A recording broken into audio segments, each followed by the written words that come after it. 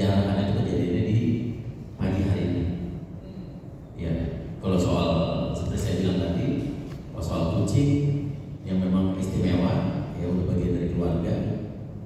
Yang saya dengar pada saat itu juga kucingnya juga sudah dijual, sudah didatangkan, artinya dia bukan hanya mencuri tapi juga mengambil manfaat dari barang yang diambil tersebut.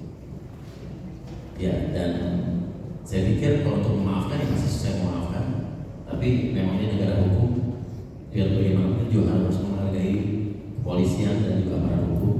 Hukum harus tetap berjalan, karena pas saat tanggal 30 Agustus itu saya merasa bahwa di situ negara kita kayak tidak, hukum tidak berarti apa-apa. Jadi memang hukum harus ditegakkan. Tapi soal memaafkan, ya saya sudah maafkan. Ya, saya ini saja sebenarnya ingin tahu seberapa dalam Pak William mengetahui proses ketika yang dilakukan itu kan saja dimasuki. Bagaimana kucing itu diambil oleh tetangga dengan harga sebesar 1,3 sehari-hari, terus juga dalam sesuatu yang tidak baik, dan berupaya untuk menyelamatkan kucing, bukan dalam rangka mengambil kucing. Itu penting untuk diketahui oleh Bapak Menteri khususnya kalau misalnya tentang bagaimana sikap tadi terdakwa ketika itu dia masuk dalam materi pemeriksaan terdakwa maupun presiden Bapak. Iya. Pertanyaan aja kepada saksi itu yang apa yang dia ketahui, apa yang dia alami, apa yang dia lihat. Silakan.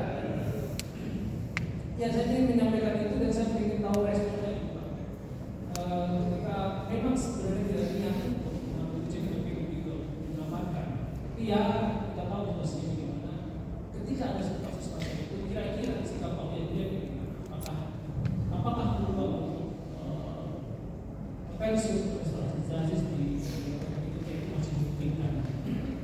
Ya, jadi kucing yang hilang saya ada 23 ekor kucing. 3 yang tidak kembali, 20 ekor yang kembali, dan itu kembali itu justru karena berbagai macam. Ada niat orang yang memang mengambil. Karena menurut saya, yang saya lihat dari video-video beredar, semua itu niat yang masuk rumah saya sudah pasti niat penjara. Tidak ada mungkin niat lain untuk menyelamatkan, tidak ada.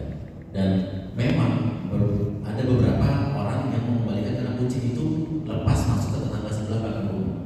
Dan itu juga inisiatif dia sendiri yang menghubungi saya. Dan banyak juga penjara-penjara kucing itu yang menghubungi saya, dia mengaku bahwa dia sudah mengambil kucingnya dan dia secara sukarela mengembalikan kepada saya. Tapi kalau ditanya kepada saya, mungkin logika karena yang saya pikir juga setuju juga mungkin orang-orang untuk beranggapan bahwa jika orang sudah masuk mengambil, kalau dia menyelamatkan pasti dia akan menghubungi saya, karena pada saat itu sudah beredar di sosial media kontak person siapa perwakilan saya pada saat itu yang bisa dihubungi untuk mengembalikan kucing. Jadi sangat mudah sekali pada saat itu kalau memang ingin mengembalikan kucing, sangat mudah dan tahu di mana. Begitu. Rekannya untuk penasihat hukum Anissa mau dijawab ya Pak saksi ya? Mungkin saya langsung ke Pak Suyanto.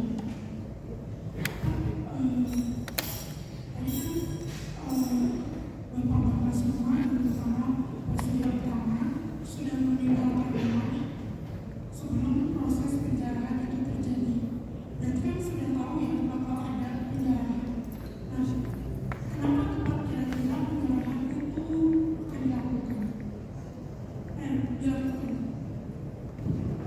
Oke, pada saat itu ya, saya tidak menduga ada penjarahan yang mulia. Saya tidak menduga. Yang saya tahu hanya orang mau datang kumpul demo atau apapun. Kalau mau ditanya, saya masih berpikir positif bahwa masa kalian datang untuk merusak atau apa, dan saya tidak berpikir untuk masuk ke dalam rumah. Ya, dan kalau ditanya, ya pada saat itu kenapa orang dikumpulkan dan dikoordinir dan di-arrange untuk datang ke rumah saya? Pada saat itu beredar video-video yang menyerang saya dan beberapa anggota DPR yang lainnya.